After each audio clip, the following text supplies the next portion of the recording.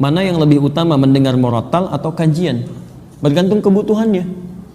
Kalau dari tingkat keutamaannya, kajian lebih utama, karena kajian itu memberikan pemahaman ilmu, sedangkan ilmu hukumnya lebih tinggi dibandingkan dengan ibadah-ibadah sunnah. Bahkan sholat, kalau ada sholat sunnah dengan ada thalabul ilmi, itu thalabul ilmi lebih tinggi nilainya dibandingkan sholat sunnah, lebih tinggi. Nah, mendengarkan murattal, kalau sekedar Anda mendengarkan dengan memahami isinya, itu lebih penting memahami isinya. Saya beri contoh begini misalnya, kalau ibu mendengar murattal ada pahalanya nggak? Halo? Kalau tidak tahu katakan Allah alam, gitu. Baik, kalau baca murattal ada pahalanya. Baca murattal ada, setiap hurufnya berapa? 10 kebaikan. Lihat, baca ada pahala ketika baca 10 kebaikan. Kalau Anda cuma mendengar saja dapat pahala dari situ, pahala mendengarkannya. Ya. Ada 2 ayat di sini yang paling menarik. Satu Quran surah ke-8 ayat kedua. Wa idza tuliyat 'alaihim ayatuhu zadatuhum imana. Ada orang kalau dia mendengar bacaan-bacaan Quran bertambah keimanannya. Ini ada orang-orang tertentu yang ketika mendengar murattal Quran ada getaran pada imannya, nah itu melahirkan pahala lebih dibanding dia. Ya, pahala lebih. Ada yang kedua, wa idza quri'al Qur'anu fastami'u lahu wa ansitu la'allakum turhamun. Jika dibacakan Quran kepada Anda, maka simak dan dengarkan agar kalian mendapatkan rahmat.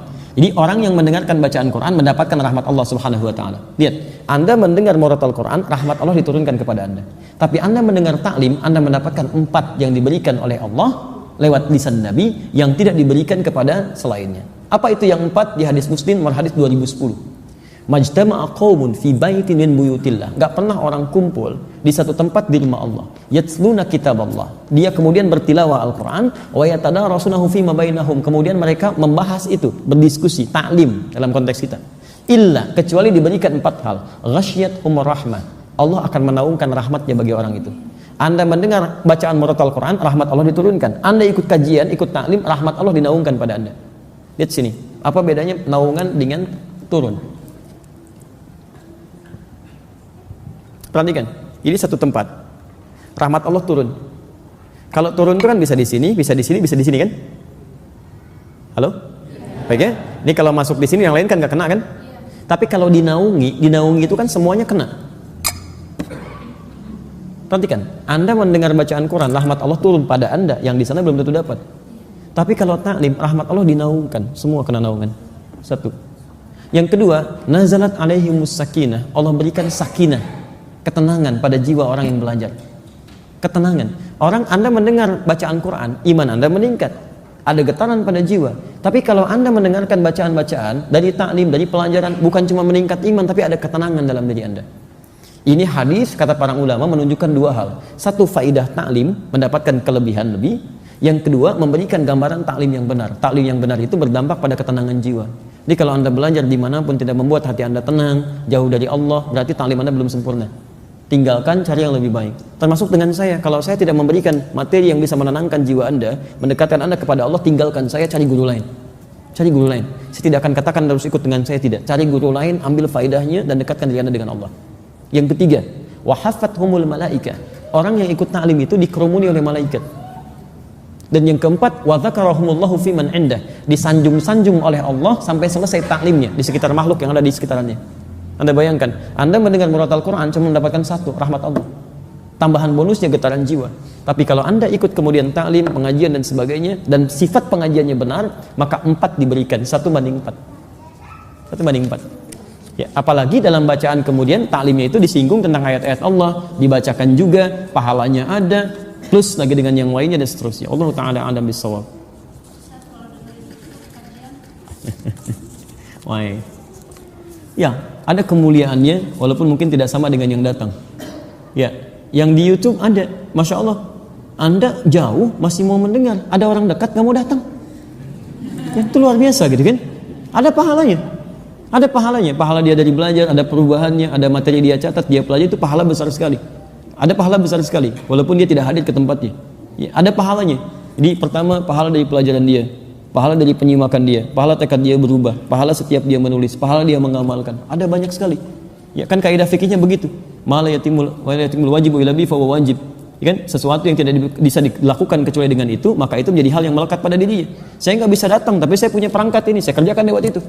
Atau mala yu'khadhu kulluhu la yutruku kulluhu. Sesuatu yang nggak bisa dikerjakan semuanya, jangan ditinggalkan seluruhnya. Saya nggak bisa datang, tapi saya bisa simak dari sebagian tayangannya. Boleh, silakan. Itu ada pahalanya untuk kita semua.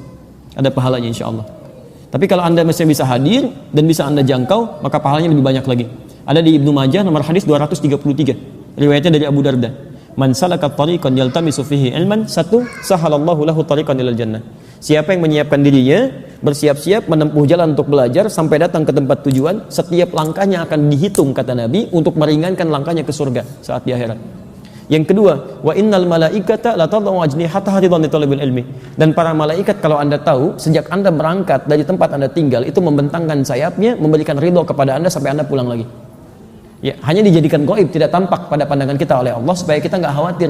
Kalau ditampakkan malaikatnya begini, Anda nggak akan berangkat tuh.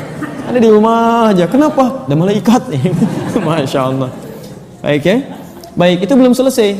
Dan kemudian yang ketiga, seluruh penghuni langit dan bumi sampai hatal hitan allati fil bihar, sampai paus-paus hiu-hiu yang ada di lautan, yastaghfirun li talibil ilmi, memohonkan ampunan kepada Allah untuk para penuntut ilmu. Jadi saat kita belajar ini, Anda jangan kira ya semua ahli langit dan bumi yang beriman kepada Allah, bahkan hewan-hewan itu memohonkan ampunan untuk para penuntut ilmu. Tapi bukan yang biasa yang mau merubah dirinya untuk lebih dekat dengan Allah Subhanahu wa taala. Jadi bukan pelajaran-pelajaran yang menjauhkan Anda dari Allah. Hati-hati.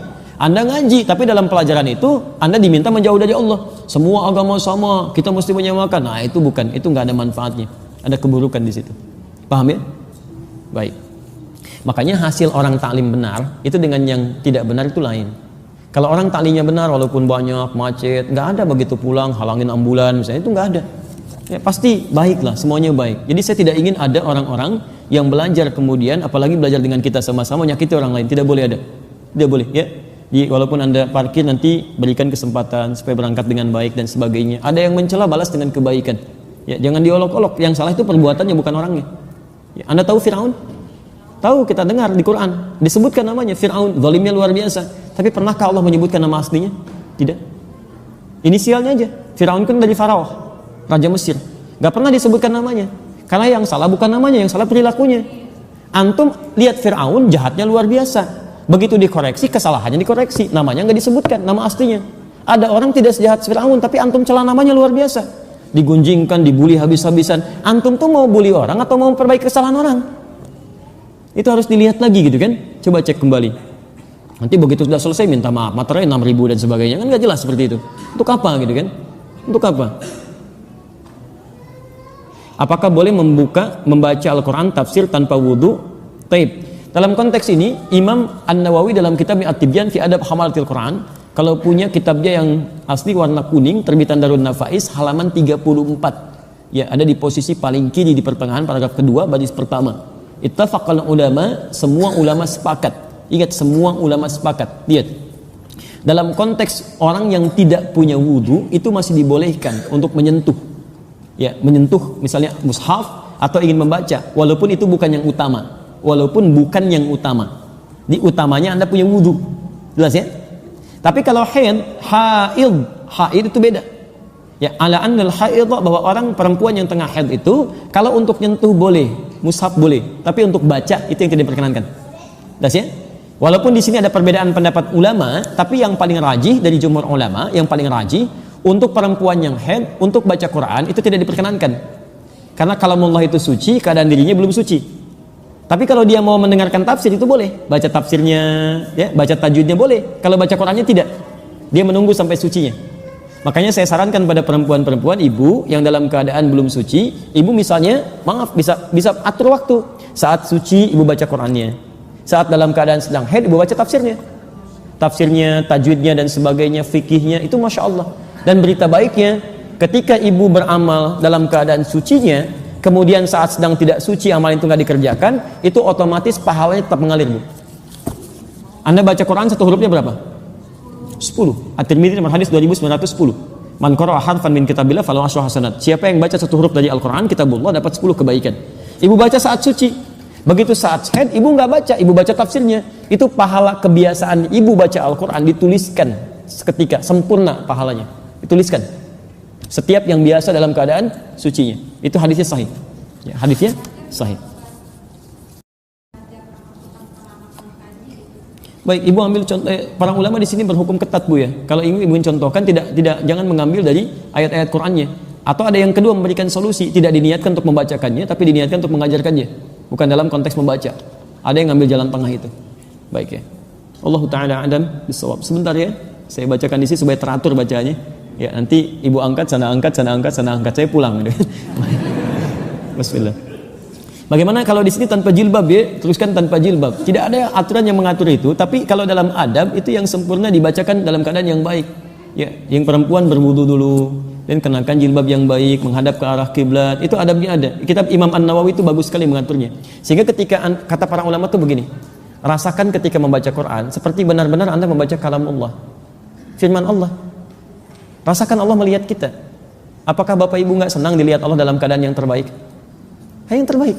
Dilihat manusia dandan gitu kan? Kenapa dilihat Allah dalam keadaan yang biasa-biasa saja? Paham ya? Jadi kalaupun ada kebolehannya, tapi yang utama dalam penampilan terbaiknya. Itu poinnya. Apakah boleh sholat tahajud setengah jam sebelum subuh? Boleh. Boleh, setengah jam sebelum subuh boleh. Yang tidak boleh itu setengah jam setelah sholat subuh. Nah itu tidak boleh. Baik, cukup dulu ya. Kami harus segera kembali karena saya nanti akan live dalam sesi Al-Quran Sunnah Solution. Yang belum terjawab di sini ada 1 atau 2. Insya Allah nanti dijawab dalam sesi Quran Sunnah Solution ba'da maghrib. Tersambung live lewat Akhir TV dari Masjid Al-Ihsan PT MPJS di Bekasi. Dan nanti juga ada sambungan interaktif. Kalau Bapak Ibu akan ada pertanyaan lagi, silahkan nanti disampaikan. Kalau ingin cepat langsung di SMS kan ya ke line dimaksud, nanti akan dibacakan dan dijawab seketika insya Allah. Baik, izin menyampaikan informasi bahwa kita akan lanjutkan kembali di pertemuan berikutnya materi topik biasa kita, yaitu tentang tazkiyatun nafas. Dan saya insya Allah akan siapkan silabus, jadi nanti untuk bulan depan sudah ada rincian materinya. Ini yang dipelajari, outputnya ini. Dan nanti saya siapkan juga mudah-mudahan bisa menuliskan resumenya untuk bisa dibagikan insya Allah. Baik, demikian Bapak Ibu sekalian. Kalau ada benar itu dari Allah dan Rasulnya. Kalau salah itu mutlak dari saya pribadi, mohon dimaafkan. Satu lagi, bagi yang ingin mendalami materi tadi belum tersambung, nanti saya hari Sabtu akan menyampaikan ulang dengan yang lebih detail dan ada PowerPoint-nya. Itu nanti bisa di-download. Tapi mohon izin mungkin agak jauh, saya sampaikan dari Malaysia yang tersambung lewat Akhir TV nanti insyaallah. Baik ya. Subhanakallahumma wa bihamdika asyhadu an la ilaha illa anta astaghfiruka wa atubu ilaik. Wa akhiru da'wana alhamdulillahirabbil alamin. Wa afu minkum. Assalamualaikum warahmatullahi wabarakatuh.